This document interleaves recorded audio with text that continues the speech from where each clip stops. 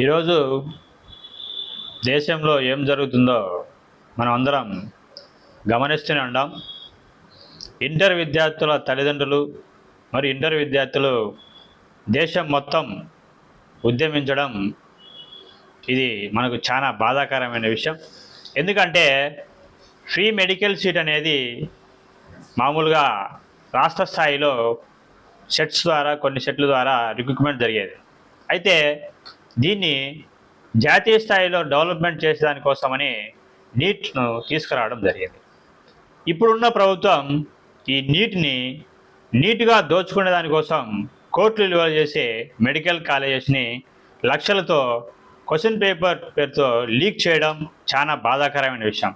దీన్ని బాధ్యత వహించి విద్యాశాఖ మంత్రి రాజీనామా చేసి అట్లనే యాక్షన్ తీసుకోకపోగా ఇవన్నీ చేయాల్సిన తరుణంలో చేయకుండా ఉండి ఎప్పుడైతే విద్యార్థులు మరియు విద్యార్థుల తల్లిదండ్రులు రోడ్లపైకి వచ్చి ధర్నాలు చేసి వాళ్ళ యొక్క బాధను వెళ్ళపోచుకోవడం అంతటితో కూడా ఆగకుండా వాళ్ళ నడువుల మీద వాళ్ళ మోకాళ్ళ మీద నడుచుకుంటూ వెళ్ళి ఈ యొక్క ధర్నాలను కూడా అణగదొక్కే ప్రయత్నం జరిగింది. దీనికి రాహుల్ గాంధీ గారు చాలా ప్రతిష్టాత్మకంగా తీసుకొని ధర్నా చౌక్ వెళ్తే అక్కడి నుంచి ఆయన్ని కూడా ఈడ్చుకొని వెళ్ళి వ్యాన్లలో వేయడం జరిగింది. ఇంతటి దౌర్జన్యమైన ఈ యొక్క ప్రభుత్వాలను మనం ఎప్పుడు చూస్తున్నాం. ఇదివరకు మన చుట్టుపక్కల ఉండే దేశాలలో ఏం జరిగింది? పౌరులు కొంతమంది ఈ యొక్క ప్రభుత్వాల మీద తిరగబడిన దేశాలు కొన్ని ఈ మధ్య మనం చూసాం. నేపాల్ అయితేనేమి, శ్రీలంక అయితేనేమి, ఆఫ్ఘనిస్తాన్ అయితేనేమి, ఈ కోవలోకి తీసుకునే విధంగా మోడీ చర్యలు ఉన్నాయని చెప్పేసి మనకు తెలుస్తుంది.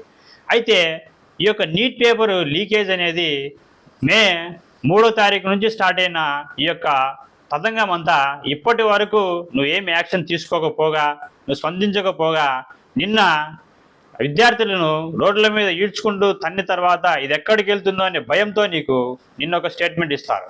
అంటే జనాలు వచ్చి రోడ్ల మీదకి వచ్చి కొట్టించుకుంటేంత వరకు తప్ప నీకు సమస్యలు కనిపించవు. మరి దీని మీద ఏం యాక్షన్ తీసుకోకుండా ఈరోజు మంత్రి గారు రాజీనామా చేసి మేమేదో యాక్షన్ తీసుకుంటామంటే సరిపోదు. ఈ యొక్క నీట్ ఎగ్జామ్ని మరి ఇప్పుడు రిజల్ట్ కోసం వెయిట్ చేసుకుంటూ జనాలు ఉక్కిరిబిక్కిరి అవుతున్నారు. మరి ముందు రాసిన వాళ్ళ పరిస్థితి ఏంటి? అప్పుడు ప్రిపేర్ అయిన వాళ్ళ పరిస్థితి ఏంటి? సెకండ్ టైం ఎలా క్వశ్చన్ పేపర్ వచ్చింది? ముందు వచ్చిన క్వశ్చన్ పేపర్కి ఇప్పటికి డిఫరెన్సెస్ ఏంటి? మరి వీటన్నింటినీ పక్కన పెట్టి మళ్ళీ మేము రీ ఎగ్జామ్ పెట్టినాము, అందులో క్వాలిఫై అవుతారు, వాళ్ళకందరికీ సీట్ అలాట్మెంట్ చేశాం కూడా, ఇంతమంది క్వాలిఫై అయ్యారు అని ఈ యొక్క ముసలి కన్నీరు కారుస్తూ మోసపూరితమైన స్టేట్మెంట్లు ఇచ్చుకుంటూ ప్రజల్ని అలానే ఇంటర్ విద్యార్థుల్ని మభ్యపెట్టే ప్రయత్నం చేసినటువంటి ఈ యొక్క బీజేపీ ప్రభుత్వం వెంటనే గద్దె దిగిపోవాలి.